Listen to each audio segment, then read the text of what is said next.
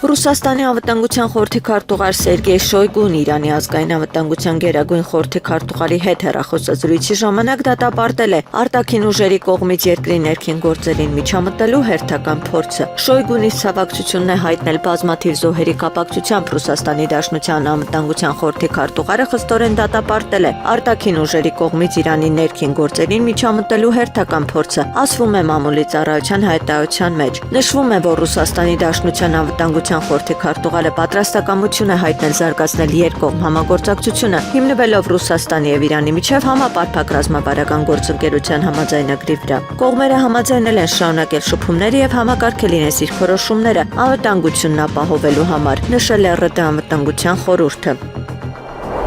Եվրոպական հանձնաժողովը նախատեսում է սկսել Կիևին 90 միլիարդ եվրոյի վարկի տրամադրումը արդեն 2026 թվականի երկրորդ եռամսյակում, հայտարարել է Եվրահանձնաժողովի խոսնակ Բալյաս Ույվարին։ Մենք կարող ենք սկսել վճարումներ կատարել այս տարվա երկրորդ եռամսյակի սկզբին, ասել է նա։ ԵՀ ներկայացուցչի խոսքով Եվրոպական հանձնաժողովի կողմից առաջարկված համապատասխան օրենսդրական ակտերի ընդունումը կարելի է ակնկալել մոտ ապագայում։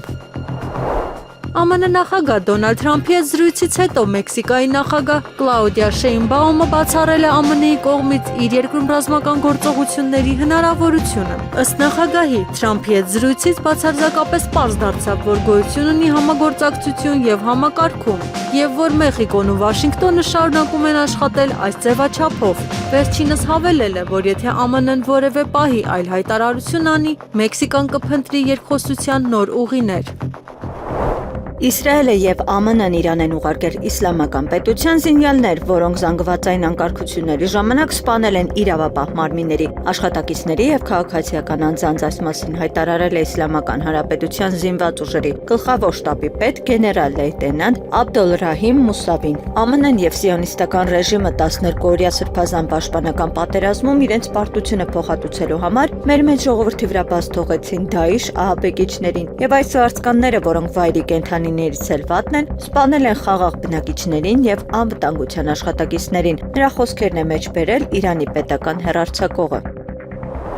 ԱՄՆ նախագահ Դոնալդ Թրամփը կարող է հարվածել Իրանին կիբերհարձակումներ իրականացնել հանրապետության դեմ, վերականգնել ինտերնետ հասանելիությունը կամ տնտեսական ճնշում գործադրել, որպես Իսլամական Հանրապետության վրա ազդելու միջոցներ։ Այս 4 տարբերակները մեջբերվում են The Hill-ի կողմից։ Ռազմական հարվածները հավանաբար ուղղված կլինեն վնաս հասցնելուն, որոշակի նպատակներին հասնելու համար, օրինակ ցուցարարներին պաշտպանելու կամ որոշակի առաջնորդներին վերացնելու համար, միաժամանակ պաշտպանվելով հակադարձ միջոցառումներից, որոնք կարող են սրել հակամարտությունը, նշվում է հոդվածում։ Ավելին թերթը մեջբերում են նախկին պաշտոնյաների եւ վերլուծաբանների, որոնք կիբերհարձակումները համարել են ավելի քիչ ռիսկային տարբերակ։ Դրանք կարող են ուղղված լինել Իսլամական հեղափոխության պահապանների կորպուսի դեմ, հայտնել է թերթը։ Եվրահանձնաժողովի նախագահ Ուրսուլա ֆոն դեր Լեյնը հայտարարել է ԵՄ-ի կողմից 2026 թվականին Կիպրոսի վերամիավորման ջանքեր ակտիվացնելու ծրագրերի մասին։ Նա Կիպրոսի համար համապարփակ արդար եւ կայուն կարգավորումը անվանել է ԵՄ-ի բացարձակ առաջնահերթություն։ Ֆոն դեր Լեյնը ընդգծել է, որ ԵՄ-ն կանի ամեն ինչ ՄԱԳ-ի գլխավորած գործընթացը ավարտելու եւ վերամիավորված Կիպրոսի համար այս տարի վերականգնվելու համար։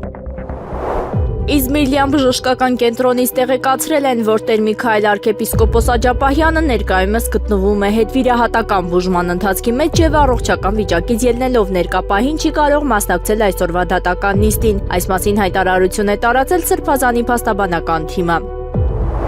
Չինաստանը դիվանագիտական ճնշում է գործադրում Եվրամիության երկրների վրա, կոչ անելով նրանց մերժել Թայվանից քաղաքական գործիչների մուտքը եւ վիզա տրամադրելը, հաղորդում է բրիտանական Guardian թերթը, հղում անելով աղբյուրներին։ Չինաստանի իշխանությունները կոչ են անում մերժել թայվանական դիվանագիտական անձնագրերը, մերժել թայվանցի ներկա եւ նախկին բարձրաստիճան պաշտոնյաների մուտքը եւ սահմանափակել նրանց պաշտոնական կապերը Եվրամիությունում։ Այս պահանջները փոխանցվում են նոտաների եւ ուղիղ հայտարարությունների միջոցով։ Նախկինում ԱՄՆ նախագահ Դոնալդ Թրամփը վստահություն էր հայտնել, որ Չինաստանի նախագահ Սի Ցինփինը չի համարձակվի ռազմական գործողություն սկսել Թայվանի դեմ իր նախագահության օրոք։ ՀՅԴ-ն դաշինքով կմասնակցի 2026 թվականի ընտրությանը, առաջնահերթ կբանակցենք Հայաստան դաշինքի հետ։ Այս մասին հրավիրված ասուլիսին հայտարարել է ՀՅԴ-ԳՄ ներկայացուցիչ Իշխան Սաղաթելյանը, ներկայացնելով ՀՅԴ 29-րդ Գերագույն ժողովի հայտարարությունը։ ՀՅԴ Գերագույն ժողովը որոշել է մասնակցել 2026 թվականի ազգային ժողովի ընտրություններին, նախապատվություն տալով դաշինքային ձևաչափի, լիազորել ՀՅԴ Հայաստանի ԳՄ-ին վարել ակտիվ նախընտրական բանակցություններ հավանական դաշինքի ձևաչափի վերաբերյալ, ապահովելով ՀՅԴ նշանակալի դերակատարությունն ու մոտեցումների արտացոլումը կարևորագույն հարցերում։ Սաղաթելյանի խոսքով իրենք սկսել են քննարկումներ դաշինքի վերջնական ձևաչափը որոշելու ուղղությամբ։ Եթե ստեղծվի իրավիճակ, որ այս իշխանության հեռացումը պայմանավորված լինի մեր մեկ այլ ուժի հետ համագործակցելու հարցում, մենք անվերապահորեն համագործակցելու ենք ընդդիմադիր դաշտի իրական ուժերի հետ այս իշխանության վերարտադրությունը կանխելու համար։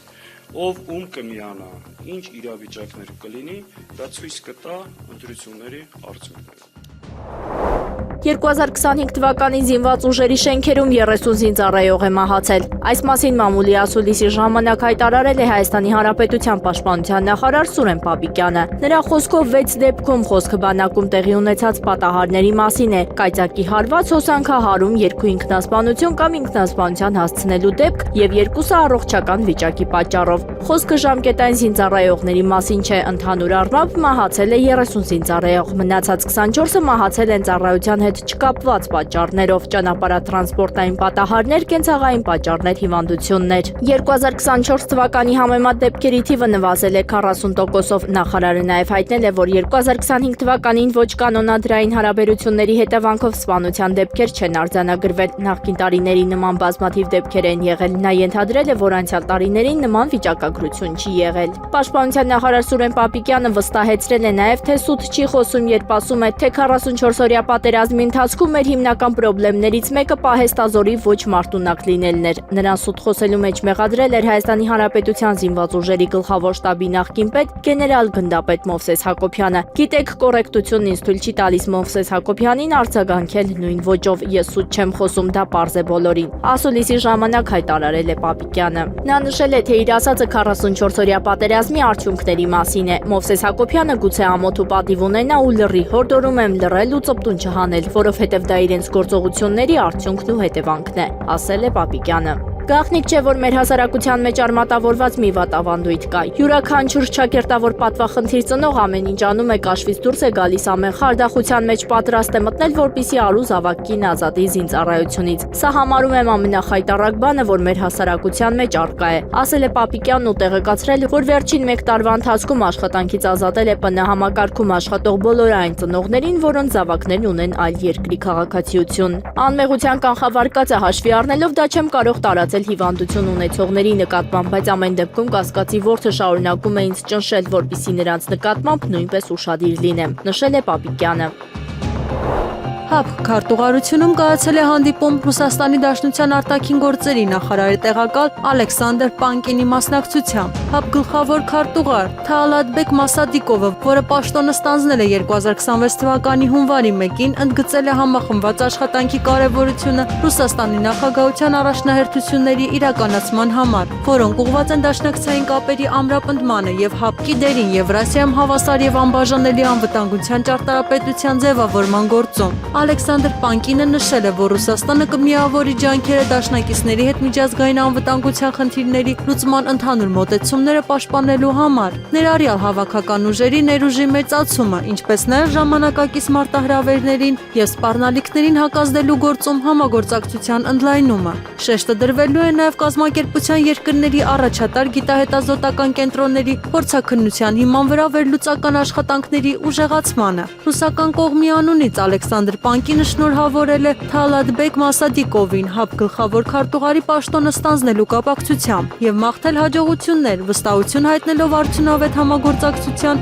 եւ բազմակողմանի աջակցության համար։ Ռուսաստանը պետք է հստակ պատասխան տա Միացյալ Նահանգների եւ Ուկրաինայի կողմից հակամարտության դադարեցման վերաբերյալ ձևակերպված առաջարկներին։ Նման պահանջներ է ներկայացրել Ուկրաինայի առաջնորդ Վոլոդիմիր Զելենսկին։ Մենք ձևակերպել ենք մեր տեսլականը եւ Ռուսաստանից պետք է հստակ պատասխան լինի, թե արդյոք պատրաստ են պատերազմը դադարեցնել իրատեսական պայմաններով, հայտարարել է Ուկրաինայի առաջնորդը։ Նա նաեւ կոչ արել ճնշում գործադրել Մոսկվայի վրա, եթե Ռուսաստանը չընդունի Ուկրաինայի խաղաղ կարգավորման պահանջները։ Իրանը պատրաստ է Միացյալ Նահանգների հետ ռազմական բախման։ Նման հայտարարությամբ հանդես է եկել Իրանի արտաքին գործերի նախարար Աբբաս Արաղչին Ալ Ջազիրային տված հարցազրույցում։ Եթե Վաշինգտոնը որոշի կրկին ռազմական սցենար կիրառել, ինչպես նախկինում, մենք պատրաստ ենք։ Մեր ռազմական պատրաստվածությունը նշանակալի է եւ ավելի մասշտաբային, քան վերջին պատերազմի ժամանակ, ասել է նախարարը։ Վերջինս նաեւ կասկած է հայտնել, որ Վաշինգտոնը պատրաստ է Թեհրանի հետ կառուցողական եւ ազնիվ բանակցություններ վարել։ ՆԱՏՕ-ի գլխավոր քարտուղար Մարկ Ռյուտեն հայտարարել է, որ ԱՄՆ նախագահ Դոնալդ Թրամփը լավ գործեր է անում ռազմական դաշինքի համար եւ խրախուսում է դրա անդամներին ավելի շատ ծախսել պաշտպանության վրա։ Ես միշտ հավատացել եմ, որ երբ մարդիկ օգնում են դաշինքին, նրանք բարի գործ են անում։ Դոնալդ Թրամփը ճիշտ բաներ է անում ՆԱՏՕ-ի համար, խրախուսելով մեզ բոլորիս ավելի շատ ծախսել, համապատասխանեցնելով ԱՄՆ ծախսերին, ասել է Ռյուտեն։ Նա նաև ողջունել է դաշինքի կողմից Արկտիկան պաշտպանելու ջանքերի ավելացումը։ Վերջինս հավելել է, որ Դանիան արդեն արագացնում է իր պաշտպանական ներդրումները ոչ միայն ընդհանուր առմամբ, այլև եզակի պաշտպանական կարողություններում։ ՆԱՏՕ-ի գլխավոր քարտուղարը վստահեցրել է, որ ռազմական դաշինքը շարժվում է ճիշտ ուղղությամբ Դանիայի պաշտպանությունը ամրապնդելու համար։ Նորվեգիան կսկսի անվտանգության երաշխիքներ տրամադրել Ուկրաինային, հենց որ Ռուսաստանի հետ հրադադարը հաստատվի։ Այս մասին հայտարարել է Նորվեգիայի արտաքին գործերի նախարար Էսպեն Բարթ Այդեն Կիև կատարած այցի ժամանակ։ Պատասխանը՝ այո, մենք անվտանգության երաշխիքներ կտրամադրենք, հենց որ հրադադար հաստատվի, քանի որ դրանից հետո Ուկրաինայում երկարաժամկետ խաղաղություն կհաստատվի եւ մենք կնպաստենք դրան, հայտարարել է նա։ Նա նաեւ նշել է, որ կան որոշ մանրամասներ, որոնք պետք է քննարկվեն։ Նախարարը անվտանգության երաշխիքները նաև անվանել է Ռուսաստանին ուղղված ազդանշան։ Մոսկվան պետք է հասկանա, որ հրադադարից հետո խաղաղությունը կշարունակվի տնտեսական, ռազմական եւ քաղաքական։ Դանիայի նախկին արտգործնախարար Per Stig Mjollerը կարծում է, որ ԱՄՆ նախագահ Դոնալդ Թրամփն օգտագործում է ազգային անվտանգությունը որպես իր կայսերական նկրտումների քող։ Mjollerը ընդհանրապես չի հավատում Թրամփի այն պնդմանը, որ իրեն Գրենլանդիան անհրաժեշտ է ազգային անվտանգության նկրտումներից ելնելով։ Նախկին արտգործնախարարի խոսքով սա պարզապես Թրամփի կայսերական նկրտումների քողարկումն է, նշվում է հրատարակության մեջ։ Դանիայի նախկին արտգործնախարարը կարծում է, որ Թրամփի վարչակազմը ուղղակիորեն հետևում է մի տեսակ բռնության կրոնի։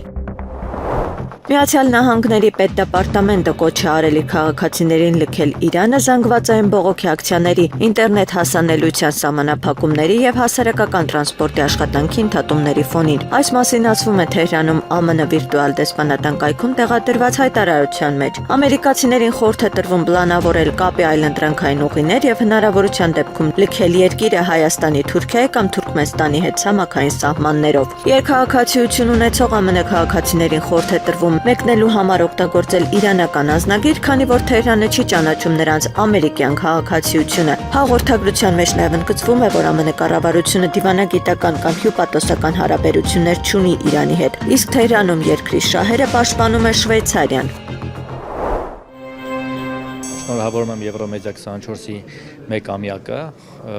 շատ ուրախ եմ, որ նման մեծ թափով առաջ գնացող հեռուստաընկերություն կա մեր եթերում եւ արդեն լուրջ հաջողություններ է գրանցել նաեւ Լուրերկոմին եւ այս ամեն ինչի հիմնադիր Արման Վարդանյանին, որ կարողացավ կայացնել հոլդինգը եւ ավելի մեծ նվաճումները մաղթում հետագայում։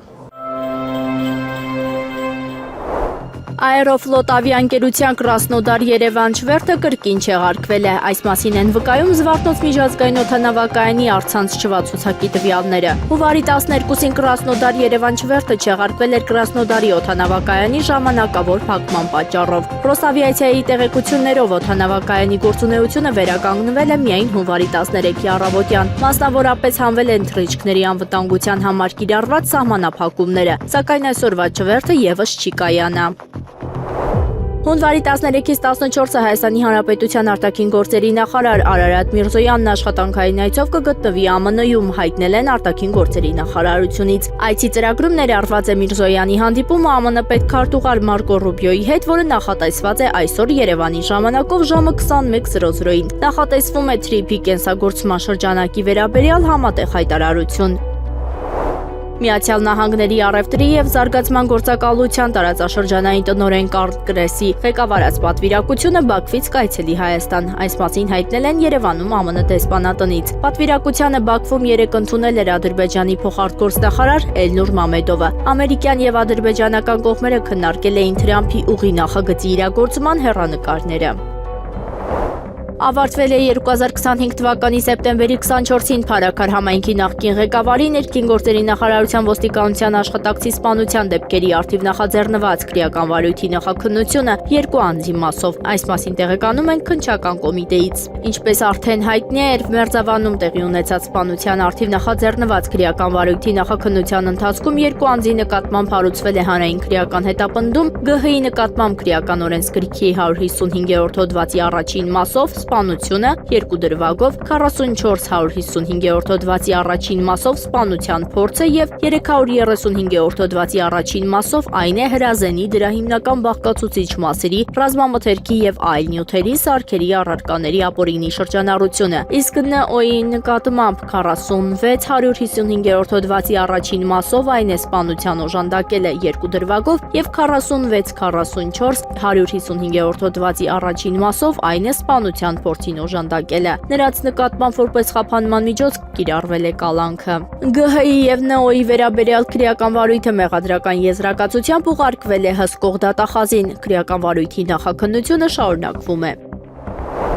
Եվրատեսիլ 2026 երկի հեղինակավոր մրցույթում Հայաստանի պատվիրակը ելույթ կունենա երկրորդ կիսաեզրափակչում։ Մրցույթի առաջին եւ երկրորդ կիսաեզրափակիչների մասնակից երկրների ցանկը հրապարակել է Եվրատեսիլի պաշտոնական կայքը։ Մրցույթը կանցկացվի մայիսին Վիեննայում։ Նշենք, որ մրցույթում անցած տարի Հայաստանը ներկայացրել էր պարկը, ով զբաղեցրել էր 20-րդ հորիզոնականը։ 2026 թվականի մասնակցի անունը դեռ հայտնի չէ։ ԱՄՆ նախագահ Դոնալդ Թրամփը որոշել է միջամտել Իրանում ստեղծված իրավիճակին, հաղորդում է իսրայելական Jerusalem Post թերթը, հղում անելով աղբյուրներին։ Ըստ էության Թրամփը որոշել է օգնել Իրանում ցուցարարներին։ Նա դեռ չի որոշել, ինչպես եւ երբ դա տեղի կունենա, հրատարակությանը հայտնել է աղբյուրը։ Եվրոպական իշխանությունները նախապես գիտեին Ուկրաինայի կողմից Ռուսաստանի նախագահ Վլադիմիր Պուտինի նստավայրի վրա հարձակվելու եւ Խերսոնի մարզում ահաբեկչական հարձակում իրականացնելու ծրագրերի մասին, ուստի չկարողացան դատապարտել հարվածները։ Այս մասին հայտարարել է Ռուսաստանի արտաքին գործերի նախարարության հատուկ հանձնարարություններով դեսպան Ռոդիոն Միրոշնիկը։ Դիվանագետը ընդգծել է, որ վերջին 2 շաբաթների ընթացքում Ուկրաինան կատարել է մի շարք ակնհայտորեն սադրիչ ահաբեկչական գործողություններ։ Կիևը օգտագործել է այդ գործողությունները բանակցային գործընթացի վրա ազդելու համար, փորձելով Մոսկվային դրդել անպատշաճ գործողությունների։ Ցանկալի է միջազգային մարդասիրական իրավունքի էմոցիոնալ խախտման, որպեսզի իրավիճակը Վաշինգտոնի ներկայացվի բացասական լույսի ներքո։ Միացյալ Նահանգները կստանա Գրենլանդիան։ Նման հայտարարությամբ հանդես է եկել ԱՄՆ նախագահ Դոնալդ Թրամփը։ Այսպես թե այնպես մենք կգրավենք Գրենլանդիան, ասել է ամերիկացի առաջնորդը։ ԱՄՆ նախագահ Դոնալդ Թրամփը ամեն օր ստում է ամերիկացիներին եւ աշխարհին, հատկապես խոսելով Վենեսուելայի, Գրենլանդիայի եւ Ուկրաինայի մասին։ Նման հայտարարությամբ հանդես է եկել սյունակագիր Սայմոն Թիստալը Guardian-ի հոդվածում։ Նրա ճշտի եւ սխալի զգացումը լիովին սուբյեկտիվ է։ Նա իր սեփական էթիկական եւ իրավական խորհրդատուն է, իր սեփական քահանա եւ խոստովանահայրը։ Նա մեկ հոգու եկեղեցի է։ Թրամփը ստում է ոչ միայն բոլորին, այլև ինքն իրեն, եւ դրա պատճառած վնասը կործանարար է։ Այն կյանքեր է խլում, վնասում է ժողովրդավարությանը եւ ոչնչացնում է ազգերի միջև վստահությունը, նշել է Թիստալը։ Ըստ նրա, Թրամփի ստերն ու խաբեությունը սրող գործոն են 3 միջազգային ճգնաժամերում՝ Ուկրաինայում, Վենեսուելայում եւ Գրենլանդիայում։ Արևմուտքի կողմից Կիևին տրամադրվող անվտանգության երաշխիքների շրջանակներում Վիլնյուսը Ուկրաինա կուղարկի նաև ռազմանավ ցամաքային զորախմբից բացի։ Այս մասին հայտարարել է Լիտվայի նախագահ Գիտանաս Նաուսեդան։ Խաղաղապահությունը պետք է ապահովի ցամաքում, ծովում եւ օդում։ Լիտվան հաշվի առնելով իր չափսերն ու հնարավորությունները, զգալիորեն կնպաստի դրան, պնդել են Լիտվայի նախագահը։ Մենք պատրաստ ենք ներդրում ունենալ ռազմածովային ստորաբաժանումներով։ Մենք խոսում ենք ռազմանավի մասին։ Նախագահը մանրամասներ չի հայտնել, սակայն նշել է, որ լիտվական զորքերը չեն մասնակցելու Ուկրաինայում մարտական գործողություններին։ Նրանք ուղարկվում են ոչ թե կռվելու, այլ խաղաղությունը պահպանելու, պնդել է Նաուսեդան։ ԱՄՆ նախագահ Դոնալդ Թրամփը հայտարարել է, որ ՆԱՏՕ-ն գոյություն չէր ունենա առանց իր առաջնորդության։ Նա այս հայտարարությունն արել է իր ինքնաթիռում լրագրողների հետ զրույցի ժամանակ։ Ամերիկացի առաջնորդը կարծում է, որ փրկել է դաշինքը։ Դուք հյուսիսատլանտյան դաշինք չեք ունենա, եթե ես նախագահ չլինեի, ասել է Թրամփը։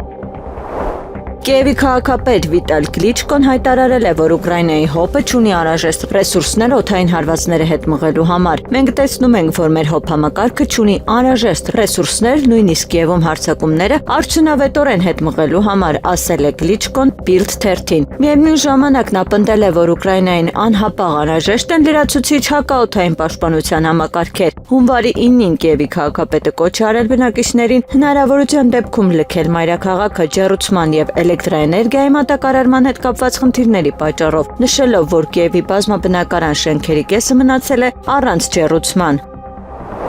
ԱՄՆ նախագահ Դոնալդ Թրամփը դիտարկում է Իրանի հետ գործ ունենալու տարբեր սցենարներ երկրում տեղի ունեցած զանգվածային բողոքի ցույցերի ֆոնին, այդ թվում ռազմական տարբերակներ, հաղորդում է CNN-ը, հողում անելով աղբյուրներին։ Հեռուստաալիքի տվյալներով վերջին օրերին Թրամփին տեղեկացվել է հնարավոր ծրագրերի մի շարքի մասին, սկսած հարվածներից մինչև ուղղակի ռազմական միջամտություն չունեցող տարբերակներ։ Դրանցից մի քանիսը ներառում են Իրանի անվտանգության ուժերի օգտագործումը բողոքի ցույցերը ճնշելու համար։ Մասիսի նախկին համայնքապետ Դավիթ Համբարձումյանի գործով վերաքննիչ դատարանի նիստը հետաձգվել է մեկ շաբաթով։ Որոշումը պայմանավորված է դատախազի փոփոխությամբ եւ գործի նյութերի բազմաթիվ հատորները վերանայելու անհրաժեշտությամբ։ Պաշտպանող կողմը փորձել է պնդել նիստի շարունակման եւ խափանման միջոցի քննարկման վրա։ Հաշվի առնելով այն հանգամանքը, որ թվով 9-րդ մեղադրողն է փոխվել արդեն։ Հանդիպումը նախատեսված է հունվարի 19-ին ժամը 14:00-ին։ Հայաստանի Հանրապետության երկրորդ նախագահ Ռոբերտ Քոչարյանը ցավակցել է Զավեն Սարգսյանի մահվան կապակցությամբ։ Ցավակցությունս եմ հայտում Հայաստանի եւ Արցախի ազգային հերոս Վազգեն Սարգսյանի հոր Զավեն Սարգսյանի մահվան կապակցությամբ, նշել է Ռոբերտ Քոչարյանը։ Նշենք, որ 94-ամյա Զավեն Սարգսյանը մահացել է 3 հունվարի 11-ին։ Հունվարի 11-ին Գառնիում, երբ Նիկոլ Փաշինյանը պատարակ էր մասնակցում, ՔՊ-ին պատկանող լրատվամիջոցի լրագրողի հարցին, թե ինչ է պետք անել, որ ամենայն հայոց կաթողիկոսը հեռանա, քաղաքացին պատասխանել էր. «Մի հատ քար տփենք գլխին, սատկացնենք»։ Կաթողիկոսին սպանելու կոչով հանդես եկած քաղաքացին ըստ իշխանություն լրատվականի Գառնիի բնակիչ Էդվարդ Ստեփանյանն է, ով համայնքում հայտնի է Ջնդոյի Էդոմ անվամբ։ Տեղեկատվական տեխնոլոգիաներն օգտագործելով բռնության կոչ տարածելու համար քրեական պատասխանատվություն է նախատեսված։ Գլխավոր դատախազությունից հայտնել են, թե ինչ ընթացք է ստացել բռնության կոչով հանդես եկած քաղաքացու հարցը։ 2026 թվականի հունվարի 7-ին նախաձեռնվել է քրեական վարույթ քրեական օրենսգրքի 330-րդ հոդվածի 2-րդ մասի 3-րդ կետի հատկանիշներով։ Կատարվում է նախաքննություն, հայտնել են դատախազությունից։ Հունվարի 11-ին ընթերցվել է Մեծիտանն Կիլիկիո կաթողիկոս Արամ Առաջինի հայրապետական հռչակագիրը։ Հայրապետը 2026 թվականը հայտարարել է հոգևոր կյանքի վերանորոգման տարի եւ այսուհետեւ ամեն տարի Սուրբ Ծնունդին հաջորդող Կիրակի օրը պատարագի ժամանակ ընթերցվելու է նրա հայրապետական հռչակագիրը։ Արամ Առաջինն իր այս տարվա հռչակագրում նշել է, որ պարագայական որոշում չէ այս տարին հոգևոր կյանքի վերանորոգմանը նվիրելը, այլ հրամայական անհրաժեշտություն հաշվի առնելով հայի կյանքի մեջ հոգևոր կյանքի առանցքային կարևորություն նահանջը։ Հայրապետը նշել է նաև, որ այսօր իրավիճակից ելնելով հայ ժողովրդի մոտ հոգևոր կյանքը չի ներկայացնում այն նույն կենսական վիճակն ու հարազատ պատկերը, ինչպես եղել է անցյալում։ Կենսաթոշակը կամ նպաստը կանխիկ եղանակով ստացող քաղաքացիների համար աշխատանքի եւ սոցիալական հարցերի նախարարությունը ուղեցույց է հրապարակել, որի օգնությամբ հնարավոր է անցնել վճարման անկանխիկ տարբերակին, սկսելով օգտվել նաեւ անկանխիկ գործարքներից տրվող 20% հետվճարի ծրագրից։ Դրա համար պետք է քայլ 1. Մուտք գործել online SSA-AM հարթակ, քայլ 2. Եթե գրանցված չեք հարթակում, ապա սեղմ եք գրանցում կոճակը եւ համապատասխան դաշտերում լրացրեք ձեր անձնական տվյալները։ Քայլ 3. Ձեր անհատական օգտահաշ հաշիվ մուտք գործելուց հետո ընտրեք կենսաթոշակի եւ նպաստների առցանց դիմումներ բաժինը։ Այնուհետև բացված պատուհանում մուտքագրել վճարող կազմակերպության ընտրության դիմում, ենթաբաժինն ու լրացրեք ձեր դիմումը։ Պետական նպաստների եւ կենսաթոշակների վճարումը անկանխիկ եղանակով դարձնելու համար կարող եք նաեւ այցելել միասնական սոցիալական ծառայության տարածքային կենտրոններ դիմումը աշխատակցի օգնությամբ լրացնելու նպատակով, ասված է նախարարության հաղորդագրության մեջ։ Իսրայելական զինվորականները պատրաստել են Գազայի հատվածում նոր ցամաքային գործողության ծրագիր, հայտնել են Wall Street Journal-ի աղբյուրները։ Նոր ծրագիրը ստեղծվել է այն տեղեկությունների հիման վրա, որ Համասը վերականգնում է իր ռազմական կարողությունները, մասնավորապես վնասված թունելային ենթակառուցվածքը։ Ավելին, Իսրայելը կարծում է, որ շարժումը սկսել է միջոցներ ստանալ նոր աղբյուրից, ինչը թույլ է տալիս կանոնավոր կերպով վճարել իր մարտիկներին։ Սակայն իսրայելական աղբյուրները զգուշացնում են, որ եթե Համասը փորձի խախտել զենքը հանձնելու իր պարտավորությունները, ստիպված կլինի նոր ռազմական գործողություններ սկսել։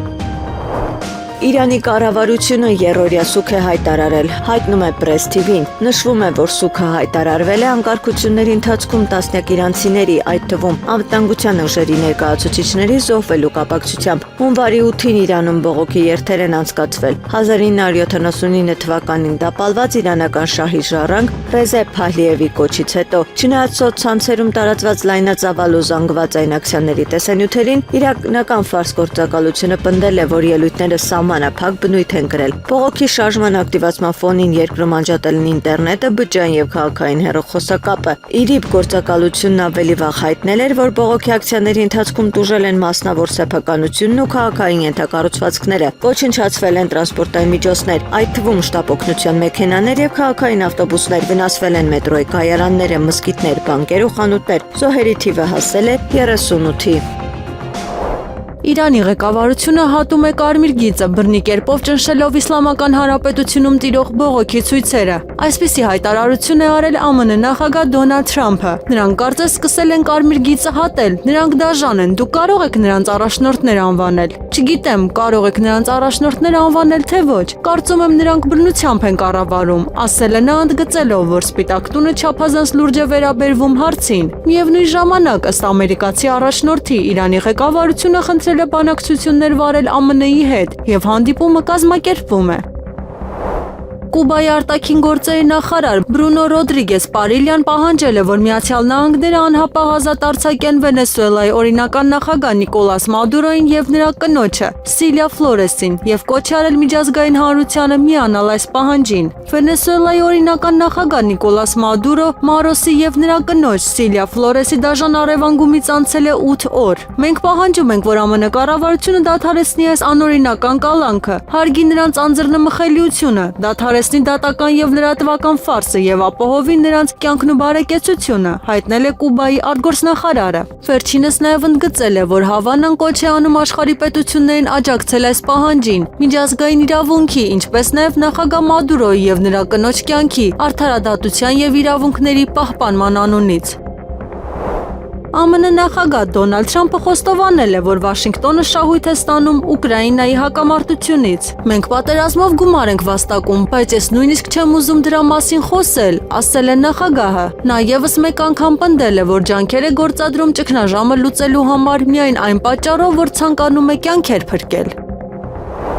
Եղանակը առաջիկա օրերին, հունվարի 13-ի կեսօրից հետո եւ գիշերը առանձին շրջաններում, 13-ի լույս 14-ի գիշերը եւ առավոտյան շրջանների մեծ մասում, 14-ի ցերեկը եւ 15-ին առանձին շրջաններում սպասվում են տեղումներ։ 13-ի ցերեկը նախալեռնային եւ հովտային գոտիներում, ձնախառն անձրևի եւ անձրևի, 13-ի երեկոյան ժամերին ողջ հանրապետությունում ձյան տեսքով։ Հունվարի 13-ից 14-ն առանձին հատվածներում ձյան տեղումները կլինեն զգալի։ Լեռնային առանձին վայրերում սպասվում է բուք, ցածր հորիզոնական տեսանելիություն։ Քամին հարավ-արևմտյան 2-ից 5 մետր վարկյան, հունվարի 12-ից 3-ն առանձին վայրերում սպասվում է քամուշ գնացում 18-ից 22 մետր վարկյան, 13-ից 14-ը 15-ից 18 մետր վարկյան արագությամբ։ Օդի ջերմաստիճանը հունվարի 14-ից 16-ն աստիճանաբար կնվազի 10-ից 13 աստիճանով։